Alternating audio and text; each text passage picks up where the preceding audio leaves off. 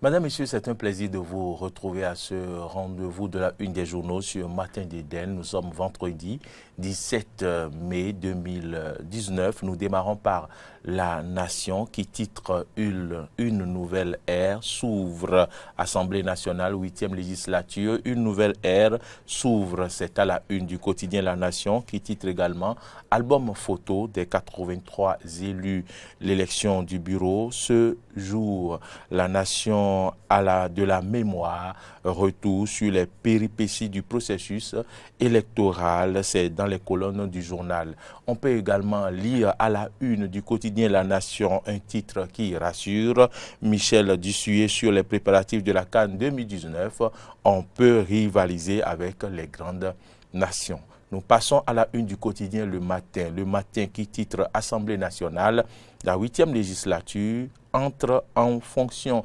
Et toujours à la une du quotidien Le Matin, on peut lire manifestation officielle des 25 ans du journal Le Matin. Le DG Dato Moïse et son personnel s'activent. Engagement, promesses et résolutions pour un nouveau départ.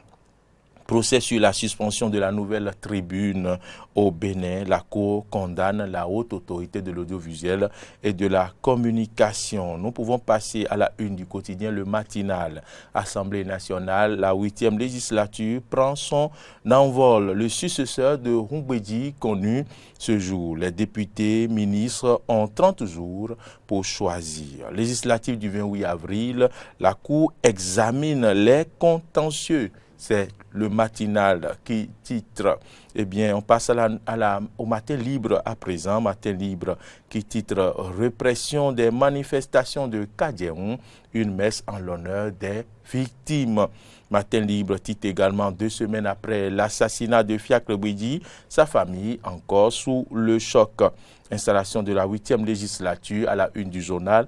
L'opposition désormais spectatrice, une interrogation et le journal mentionne 24 recours en attente d'être vidés. Suspension du journal La Nouvelle Tribune. Le journal titre également La Cour d'appel condamne la haute autorité de l'audiovisuel et de la communication. Les 4 vérités titre ce vendredi après les élections législatives de 2019. Talon s'adresse au peuple béninois ce jour. Assemblée nationale, la 8e législature s'installe sans couac. Élection des membres du bureau de la 8e législature, 4 postes pour l'Union progressiste et 3 pour le bloc républicain. Titre les 4 vérités qui croient savoir tout ce qui se passera ce jour à l'Assemblée nationale et titre Alassane Seydou Saka Lafia ou ABT pour succéder à Roumbédi. Ministre DG et maire ont 30 jours pour choisir. La Cour démarre l'examen des recours ce jour. Voilà ce qu'on peut retenir des titres du quotidien Les 4 vérités, tandis que Fraternité, le journal de Ménotin, titre Assemblée nationale, la 8e législature officiellement installée. La cérémonie d'installation des nouveaux députés en images. Plus de précisions dans les colonnes du journal. L'élection des membres du bureau de l'Assemblée prévue pour ce jour. Lutte contre les produits psychotropes. Un vaste réseau de trafiquants de drogue démantelé par la police. C'est la nouvelle à la une du quotidien. Fraternité, le pays émergent. Titre, les 83 nouveaux députés installés dans leurs fonctions hier sous haute surveillance militaire. Et Guy Mitokpe qui dit ceux qui sont en train d'être installés aujourd'hui sont les hommes du président. Et donc, toujours à la une du journal, on peut lire installation du Parlement 8e législature, le ministre Oswald Omeki, fier d'être élu député. Nous passons à la une de Matin Bénin Intelligent, qui titre de façon intelligente Assemblée nationale, la 8e législature installée, lire leur impression. Et puis à la une du journal, toujours, on peut lire rencontre culturelle créée pour renaître des blessés de la vie, redonne l'espoir. Nous passons à la une du quotidien la dépêche de ce vendredi qui titre mise en place d'un parlement issu d'élections non inclusives. Bénin. démocratie barricadée, avec une image que vous pouvez voir, que vous voyez déjà à la une du quotidien. Journée du 15 mai 2019, l'opposition demande une messe en l'honneur des victimes des législatives 2019. Et puis procès sur la suspension du journal La Nouvelle Tribune, la dépêche titre, la HAC, Haute Autorité de l'audiovisuel et de la communication condamnée et sous astreinte combinatoire de 500 000 francs CFA par jour de résistance. C'est ce qu'on peut lire à la une du journal. Le Progrès titre installation de la 8e législature, l'élection du bureau attendue ce jour. Probable sortie médiatique du chef de l'État ce jour, Patrice Talon, se prononce sur la crise post-électorale, titre Le Progrès. L'événement du jour, Assemblée nationale, revient sur l'événement. La 8e législature installée hier, Dr Sedami Medigan Fagla dévoile sa trajectoire parlementaire.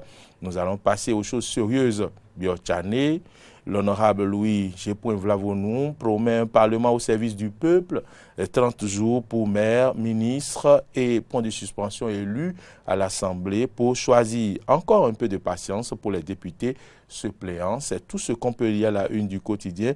L'événement précis qui titre également, l'événement du jour plutôt, qui titre également situation post-électorale. Le président Patrice Talon s'adresse à son peuple ce soir. Nous passons à la une du quotidien Le Télégramme.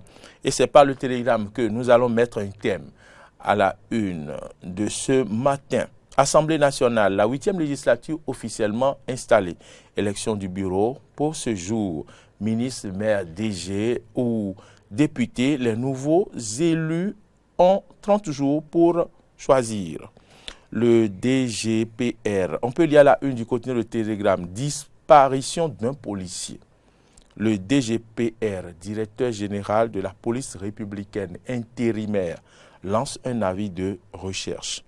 Sortie médiatique, Patrice Talon face à la nation ce vendredi. Et puis un dernier titre, audience spéciale de mise en état, l'examen des recours démarre à la Cour ce jour. Voilà ce qu'on peut retenir, Corneille Haïssé, chers téléspectateurs, chers auditeurs de Diaspora FM, de la une des journaux de ce 17 mai 2019. Bon week-end à toutes et à tous. Merci de m'avoir suivi.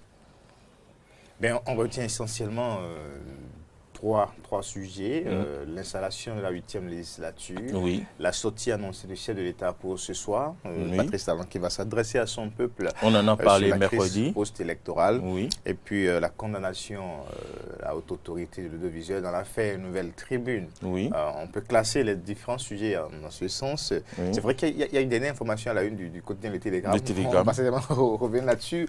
Alors, Anne Moriagua, on a suivi quand même la cérémonie hier à l'Assemblée. Vous avez vu une cérémonie fort simple.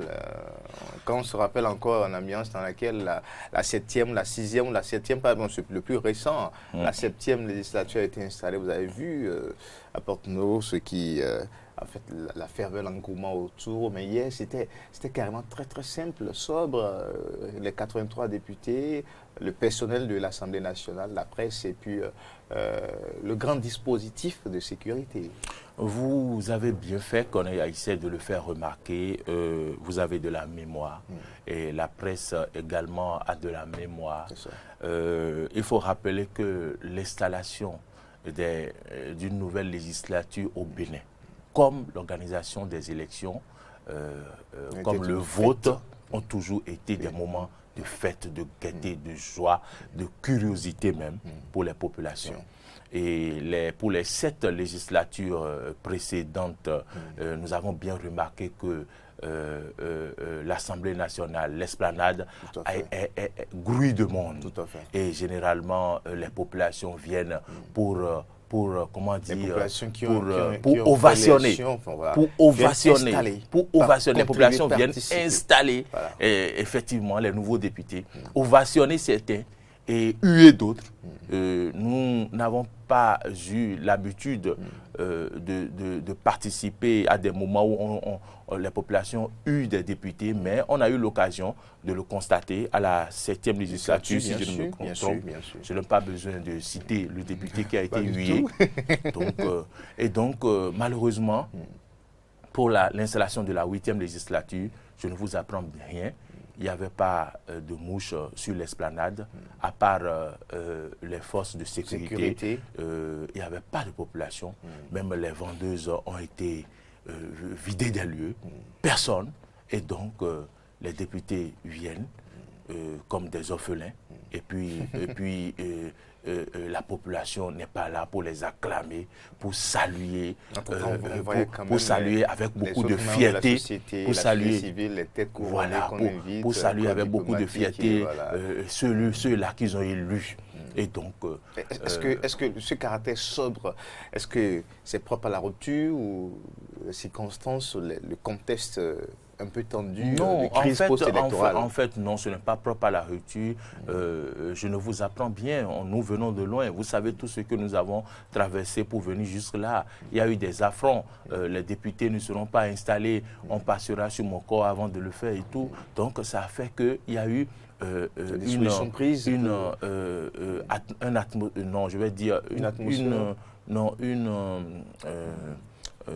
comment je vais dire, je ne peux pas parler d'atmosphère. Bon, ok, il y a eu quand même un sentiment, voilà, de méfiance.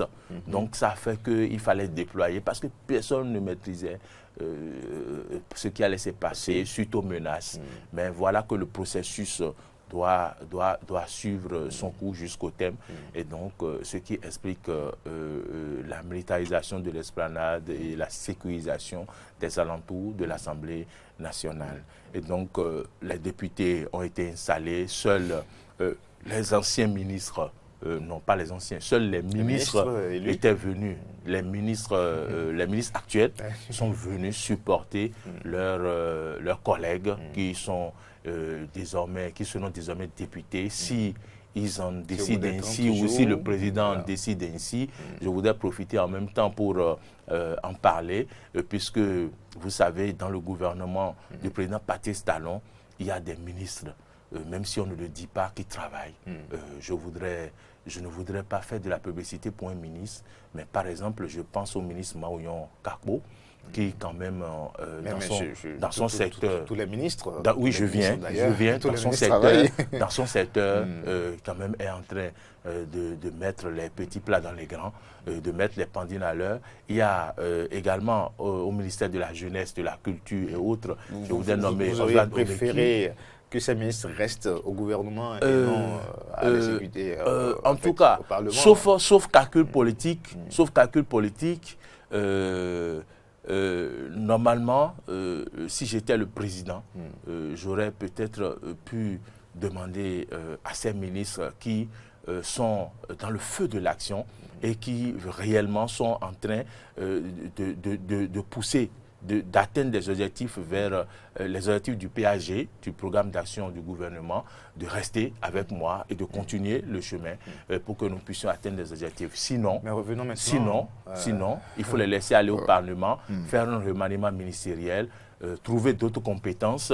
Est-ce que ces compétences seront à la hauteur de ce qui a été fait jusque-là ou pas? Peut-être que ce sera un bis repetita. On ne sait pas encore. C'est des risques. C'est des risques. Il y en a beaucoup dans le pays. Oui, il y en a beaucoup dans le pays, oui, mais bon, on doit s'interroger. Il y en a beaucoup dans le pays, mais bon, il y a des jeunes compétents et tout. Mais c'est normal. C'est des réflexions que le président serait en train de mener en ce moment. Vous avez suivi le discours d'investiture, d'installation d'investiture du doyen d'âge Wallis Soumarou. C'est vrai qu'on a encore en mémoire ce fort discours, grand discours de Roselyne Vieira-Solo à l'installation de la 7e législature. Vous avez suivi le discours de Wallis Soumarou hier. J'ai entendu quand même que les députés, il exhortait ses collègues à prendre la hauteur et justement à œuvrer pour l'enracinement de la démocratie. Et quand j'ai suivi un peu ce discours, Anno Moriagua, tout est dit désormais. Tout est dit. L'enracinement de la démocratie, c'est un grand défi qui attend cette législature. Je suis un peu embarrassé. L'enracinement de la démocratie. Je suis un peu embarrassé parce que quand on me parle à ce niveau de l'enracinement de la démocratie, c'est comme si la démocratie a été quelque peu déracinée. Et non, si la démocratie a été quelque peu déracinée... pour renforcer. ce n'est pas à ce stade qu'il faut parler de l'enracinement de la démocratie. Qu'il vous souvienne. Non, mais c'est vrai que ce n'est pas exactement le terme qu'il a utilisé, mais quand vous suivez le discours, il invitait les institutions à œuvrer. Qu'il vous souvienne, ce n'est pas moi qui le dis, que sur ce débat où le chef de l'État a été reçu par 2 journalistes béninois, le chef de l'État disait qu'il ne peut pas faire un coup d'État, que faire ce que l'on lui demande de faire serait comme s'il faisait un coup d'État. Une prise d'ordonnance ou pas. Mais le président Talon a reconnu lui-même sur ce plateau le jour-là que la démocratie, que ça ne va pas. Merci. Le président Talon a reconnu qu'il préfère que la démocratie prenne un coup au profit du développement. Au profit du développement. Voilà. Donc tout est dit. La démocratie a pris un coup. Et donc, si le président dit qu'il parle de l'enracinement de la démocratie, comment ça va se faire si l'on sait que presque tous les députés sont des frères, appartiennent à la même famille. J'adore cette formule, cette façon de dire les choses. Tous les députés sont des frères, appartiennent à la même famille. On ne sait pas. Les opposants aussi, c'est la même famille, c'est le Bénin. Oui, mais je parle des décisions, des débats, des positions à l'Assemblée. Est-ce que nous aurons vraiment de la contradiction? Est-ce que nous n'aurons pas, parce que ça fait longtemps que les gens parlent d'assemblée monocolore.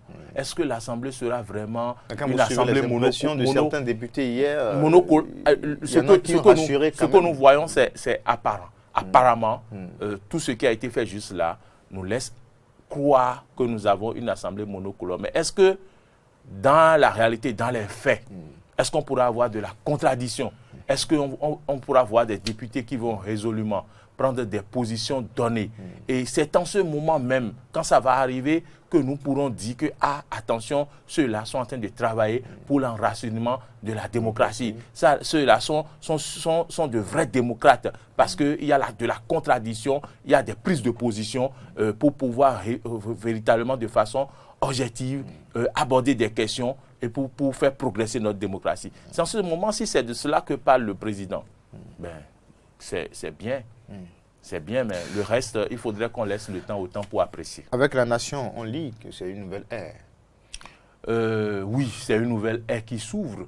Je ne sais pas... C'est le premier parlement après la réforme du système partisan. Oui, je suis parfaitement d'accord avec vous. Avec beaucoup de mécontents. La réforme du système partisan avec beaucoup de mécontents. L'opposition pour le moment out. L'opposition out. Donc c'est une nouvelle ère quand même qui s'ouvre. C'est une nouvelle ère. Bon, parce qu'on n'a jamais vécu des choses pareilles. Donc c'est un nouveau départ. C'est du nouveauté. C'est une révélation. Donc, c'est une révélation. C'est une nouvelle ère, mais je pense que la nation n'oserait pas ironiser. La nation n'oserait pas ironiser. Donc, je ne crois pas que c'est de l'ironie. Profondément, la nation dit que c'est une nouvelle ère, comme vous l'avez dit. Donc, après le système partisan, on va faire une nouvelle expérience. Alors, qui pour succéder à Maître Adrien Humbedi?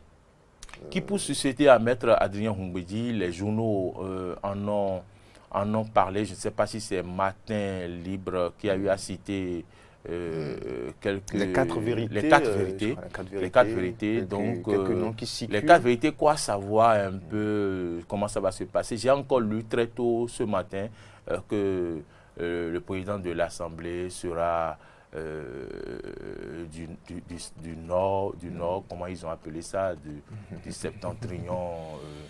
Donc, on attend de voir. Il y a plusieurs noms qui circulent. Il faut reconnaître que l'Union progressiste a plus de députés à la majorité, plus que le bloc républicain. On pourrait déjà imaginer. Oui, si les deux font une concession, alors là, le poste de la présidence reviendra d'office à l'Union progressiste, et donc avec 3 postes, et tandis que le bloc républicain aura 3 postes. Dans ce cas, les leaders qui sont du côté de l'Union progressiste, notamment Sakalafia, le ministre de l'Intérieur, Sakalafia, Ablaye Biotchane, et puis un troisième, Alassane Seydi. Bon, Il y a encore quelques jours, l'information a fusé que c'est bien, il se pourrait que ce soit Saka Lafia. Ah oui, il a été très utile. En tout cas, Saka Lafia a été très utile. Parlant d'utilité, il a été serviable. Oui, pour le respect, il a fait respecter les tests aux partis qui traînaient les pas. Il a été serviable, il a été rigoureux dans l'application des tests. C'est à saluer quand même.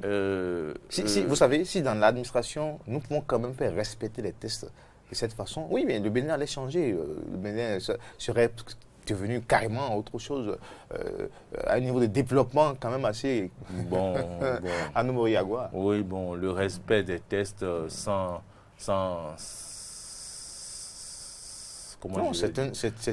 brimer, c'est un exemple à suivre mais le respect des tests, domaines, il faut faire respecter les tests dans les 12 autres domaines, comme ils ont été fermes là-dessus.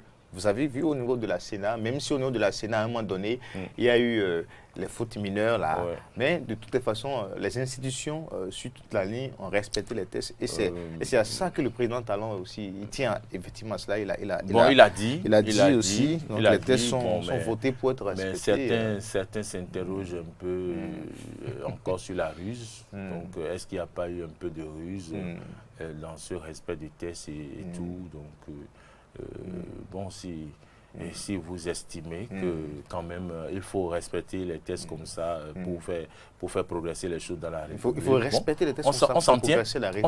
On s'en tient à cela. Et donc, un président de la République, un président de l'Assemblée nationale comme le ministre Saka Lafia, voulait vous dire que ce sera une assemblée qui fera respecter les tests de la République? Mais logiquement, à Moriagua, l'homme l'a démontré en tout cas, sa dernière gestion du ministère de l'Intérieur. En tout cas, il y a des choses que nous ne pouvons pas dire ici, donc voilà, on peut les dire hors caméra. Mais... alors, Arnaud Moriagua, il y a quand même une dernière information, le Télégramme, la une du quotidien, le Télégramme, c'est vrai que ça suscite un peu d'interrogation. Disparition d'un policier, le DGPR intérimaire. Y a-t-il déjà eu un autre DGPR ou bien un DGPR intérimaire dans ce navire de recherche? Le Télégramme nous surprend. Nous surprend ce matin avec un titre un titre de disparition d'un policier et qui ajoute que le DGPR intérimaire. Vous avez vu le caractère donné au deuxième titre. D'habitude, en tout cas, il s'est envers. Et donc, c'est agrandi. C'est un caractère plus agrandi que l'autre. Et donc, on se demande, le DGP est intérimaire. Entre-temps, le Conseil des ministres dernier, c'est peut-être que c'est moi qui n'avais pas bien suivi le compte rendu. Est-ce qu'il y a un DG, est-ce que le DGPR actuel a été démis de ses fonctions? Je voudrais nommer le général Nazer Houno. Est-ce qu'il a été démis? Il n'y a eu aucune information à ce propos. Et on n'a pas appris s'il a... Est-ce que c'est possible que ça soit resté dans les couloirs? En tout cas, c'est des interrogations. On s'interroge simplement. Nous sommes au Bénin et vous savez que le gouvernement aime faire les choses de la façon qu'il faut. Et donc, si le DGPR, l'actuel DGPR n'est plus à son poste ou a été démis de ses fonctions, on aurait pu apprendre cela. Tout à fait. Et donc, quand on saute des responsables à des niveaux donnés de la police, comme des directeurs départementaux et tout, aussitôt l'information fuse. Et puis on entend. Donc là maintenant, on n'a rien appris. Et puis subitement, le télégramme titre que le DGP est intérimaire. Je n'ai pas... dans mes souvenirs que le général Hounokwe était un DGP intérimaire. Donc, intérimaire, donc je ne crois pas... ce qui se passe réellement. En tout cas, nous allons prendre le temps pour comprendre ce qui se passe. Nous allons prendre le temps pour comprendre quelle pierre le télégramme veut jeter dans la mare de qui. Nous allons comprendre bientôt. Vous savez que rien ne reste... caché dans notre République. Tout à fait. On verra tout clair d'ici lundi. Le week-end nous laissera le profit temps pour faire les recherches nécessaires, vérifier, passer par les sources nécessaires pour avoir la vraie information. Merci à vous, Anou Moriagua.